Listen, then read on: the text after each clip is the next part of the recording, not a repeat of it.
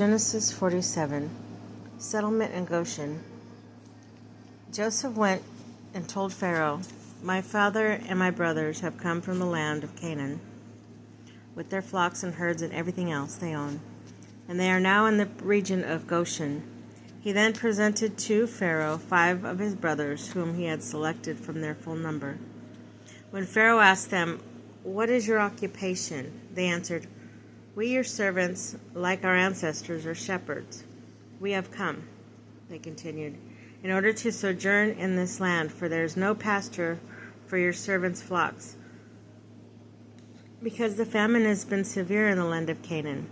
So now please let your servants settle in the region of Goshen." Pharaoh said to Joseph, "Now that your father and your brothers have come to you, the land of Egypt is at your disposal. Settle your father and brothers in the pick of the land. Let them settle in the region of Goshen. If you know the capable men among them, put them in charge of my livestock." Then Joseph brought his father Jacob and presented him to Pharaoh. Jacob blessed Pharaoh. The Pharaoh asked Jacob, "How many years have you lived?" Jacob replied, "The years I have lived as a wayfarer amount to 130. Few and hard have been these years of my life, and they do not compare with the years that my ancestors lived as wayfarers." Then Jacob blessed Pharaoh and withdrew from his presence. Joseph settled his father and brothers and picked them a holding in Egypt on the pick of the land, on the region of Ramses, as Pharaoh had ordered. And Joseph provided food for his father and brothers and his father's whole household, down to the youngest. Joseph's land policy. Since there was no food in all the land because of the extreme severity of the famine, and the lands of Egypt and Canaan were languished from hunger, Joseph gathered in as payment for the grain that they were buying from the money that was to be found in Egypt and Canaan. And he put it in Pharaoh's house. When all the money in Egypt and Canaan was spent, all the Egyptians came to Joseph pleading, "Give us food. Why should we perish in front of you, for our money is gone?" "Give me your livestock if your money is gone," replied Joseph. "I will give you food in return for your livestock." So they brought their livestock to Joseph, and he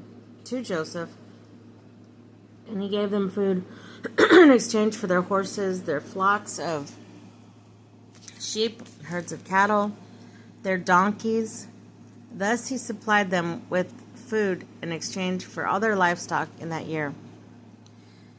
That year ended, they came to him in the next one and said, "We cannot hide from the Lord that, with our money spent and our livestock made over to my Lord, there is nothing left to put in my Lord's disposal except our bodies and our land.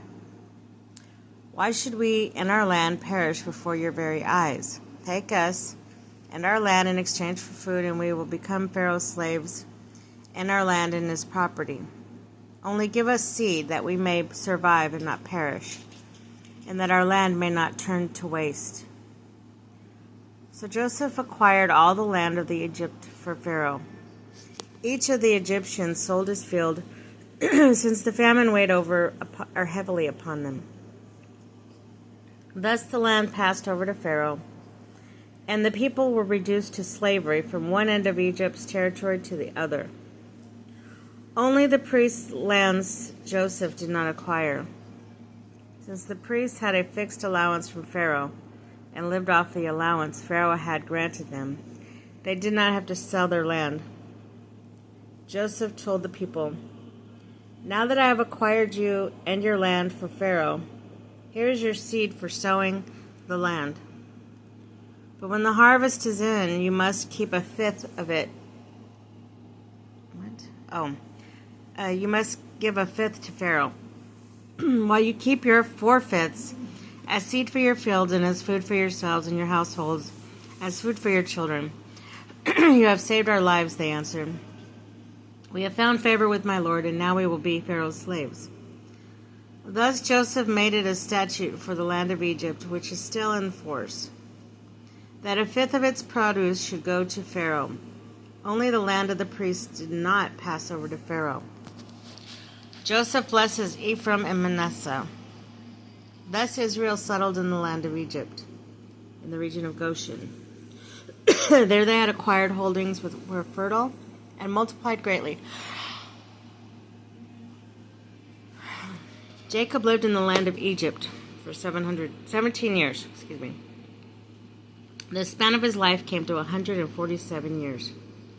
When the time approached for Israel to die, he called his son Joseph and said to him, "If it pleases you, put your hand under my thigh as a sign of your enduring fidelity to me. Do not bury me in Egypt. When I lie down with my ancestors, take me out of Egypt, bury me in that burial place. I will do as you demand," he says. He replied, but his father demanded, "Swear it to me." So Joseph swore to him. Then Israel bowed at the head of the bed.